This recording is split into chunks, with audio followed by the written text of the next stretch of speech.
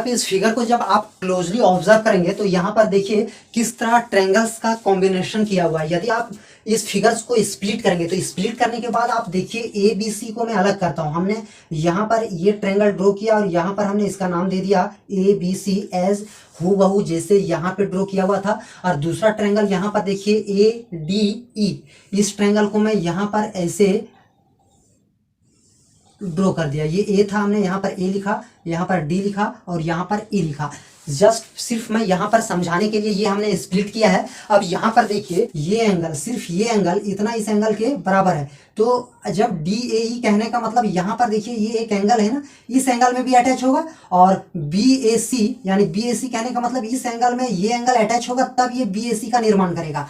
अब यहाँ पर देखिए यदि ए बी जो हमारा इक्वल है ए डी का, तो ये साइड इस साइड के बराबर हुआ और दूसरा यहाँ पर ए सी ए का बराबर है। ए सी ये है तो ये ए सी ये ए का बराबर है। और जब तीन चीज मिल गया तो इन दोनों फिगर्स को हम कंग्रुएंट कह सकते हैं। और जब ये कंग्रुएंट है तो सर हमें प्रूव करना था B C is equal to D, यानी बी सी और ये डी को हमको इक्वेट करना था। तो जब ये दोनों कंग्रुएंट हो गया तो कंग्रुएंट हो जाने से कोरस्पॉन्डिंग साइड्स और कोरस्पॉन्डिंग एंगल्स इक्वल हो जाते हैं। अब यहाँ पर देखिए मैं इस चीज को जब मैं प्रोसेस के साथ सॉल्व करूंगा तो मैं यहाँ पर लेता हूँ, हमने ट्रायंगल लिया B A C and triangle दूसरा हम यहाँ पर लेंगे D A E, triangle D A E. अब इन तीनों ट्रायंगल्स में हमको तीन चीजें इक्वल ढूंढना है। अब तीन चीज हमने ऑलरेडी ढूंढ रखा है कि सर यहाँ पर आप देख सकते हैं कि A C is equal to A, A C is equal to A, यहाँ पर दिया हुआ तो आप यहाँ मेंशन कर दो ए सी इज इक्वल टू ए।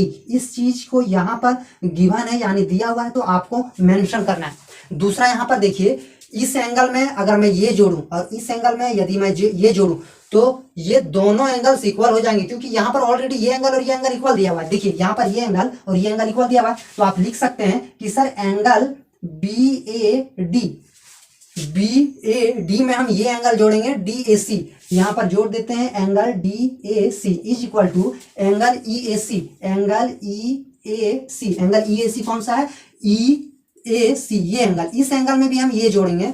तो यहाँ पर हम एंगल जोड़ते हैं फिर से D A C, angle D A C. अब यहाँ पर आपको ध्यान देना है कि सर बी ए डी और हमारा ई ए सी इक्वल था, यानी कि ये और ये इक्वल था। सपोज मान लो कि ये 50 डिग्री है और ये भी 50 डिग्री है और हम इस एंगल में ये भी जोड़ रहे हैं और इस एंगल में ये जोड़ रहे हैं, यानी कि ये मान लीजिए 10 डिग्री है तो 50 में 10 जुड़ेगा तो ये पूरा 60 डिग्री, और ये 50 है, इस 50 में भी 10 जोड़ेंगे तो ये पूरा 60 डिग्री, यानी कि जोड़ने के बाद ये दोनों एंगल्स इक्वल हो जाते हैं। तो हम यहाँ पर लिख सकते हैं कि sir angle B A D और डी ए सी को, यानी बी ए डी और डी ए सी को जोड़ेंगे तो ये पूरा एंगल आएगा बी ए सी। तो हम लिख सकते हैं कि angle B A C is equal to, अब हम एंगल ई ए सी में अगर हम डी ए सी जोड़ेंगे तो हमारा ये एंगल काउंट होगा कलेक्टिवली ई ए डी। तो यहाँ पर लिख सकते हैं एंगल ई ए डी।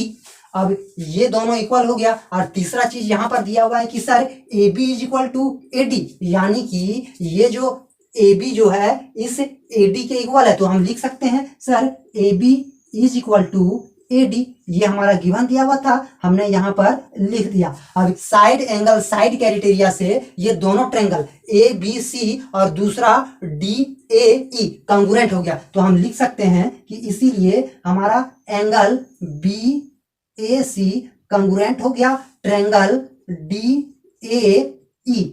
कौन सी क्राइटेरिया से कंग्रुएंट हो गया? तो सर साइड एंगल साइड, हम यहाँ पर लिख सकते हैं साइड एंगल साइड। अब चूंकि हमें प्रूव करना था कि क्या BC D का इक्वल है, तो सर दोनों फिगर कंग्रुएंट हो गया तो कोरस्पॉन्डिंग साइड से इक्वल ही तो हो जाएंगे। तो हम लिख सकते हैं कि इसीलिए BC is equal to DE और रीजन लिखना है CP CT।